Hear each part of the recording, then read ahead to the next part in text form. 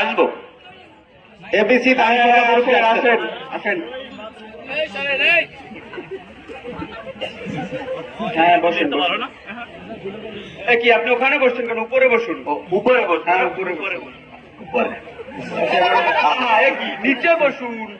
আগেই তো ভালো ছিল, ভালো ছিল।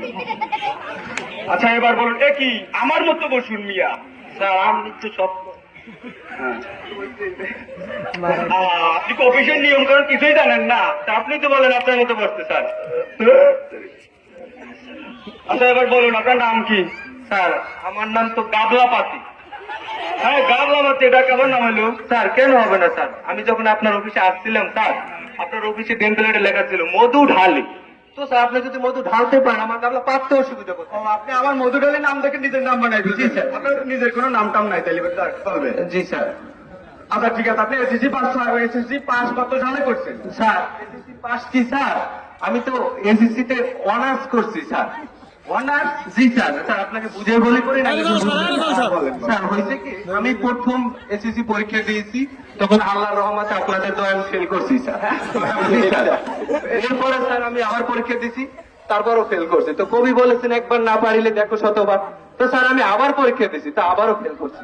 আবারও? জি স্যার। তারপরে এই 14-21 তারিখ স্যার আমি পরীক্ষা দিয়েছি স্যার, আল্লাহর রহমতে আমি পাস করছি স্যার। তা মনে করেন 4 বছর তো অনার্স কমপ্লিট হয়েছে, আমি 4 বছর এসএসসি কমপ্লিট করছি। ধন্যবাদ।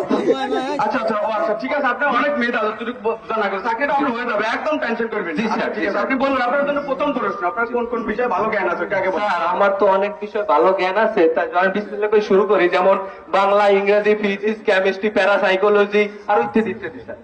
হ্যাঁ জি স্যার। জি। আচ্ছা আপনি বলুন যে অর্থনীতি কাকে বলে?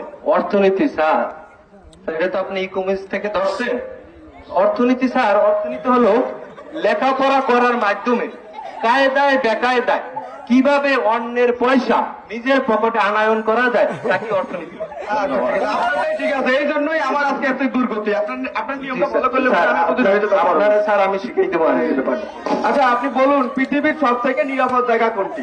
স্যার পৃথিবীর সব থেকে নিরাপদ জায়গা স্যার, স্যার ভয়ে বলবো নাকি নির্ভয়ে বলবো? হ্যাঁ বাবা একটু নির্ভয় বলতে এবারও নির্ভয়ই বলো, ভয়টাই পাওয়া নির্ভয় না স্যার, টয়লেট স্যার।